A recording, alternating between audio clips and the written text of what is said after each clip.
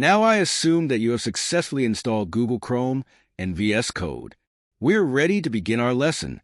To open VS Code, right-click on the VS Code icon on your desktop and select Open from the context menu.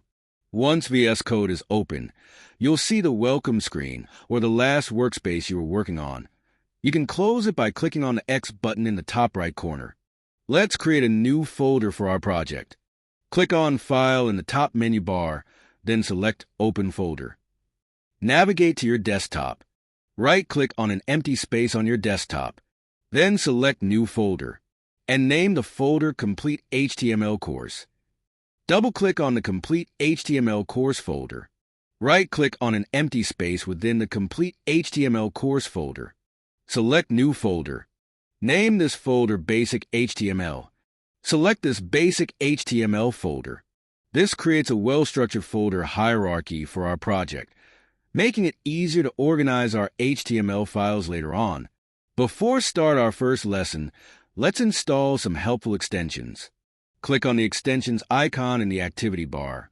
Usually the fourth icon from the left, it looks like 4 squares. Type Prettier in the search bar.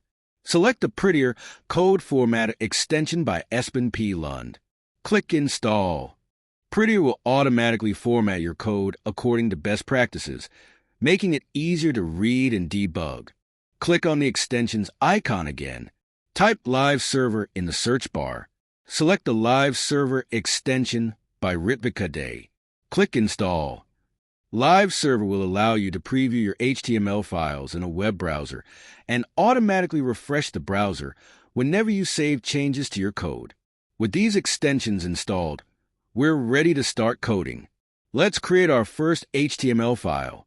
Click the New File icon here. Then name the file html-page-structure.html and press Tab or Enter. Remember, all HTML files end with the .html extension. It's important to use lowercase letters for file names and avoid spaces. This improves compatibility across different operating systems and web servers.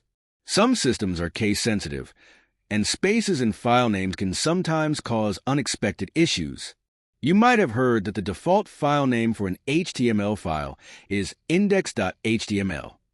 This is because when someone visits a website, the web browser automatically looks for a file named index.html within the website's folder. However, it's perfectly fine to use different names for your HTML files, as long as you provide the correct file path when linking to them.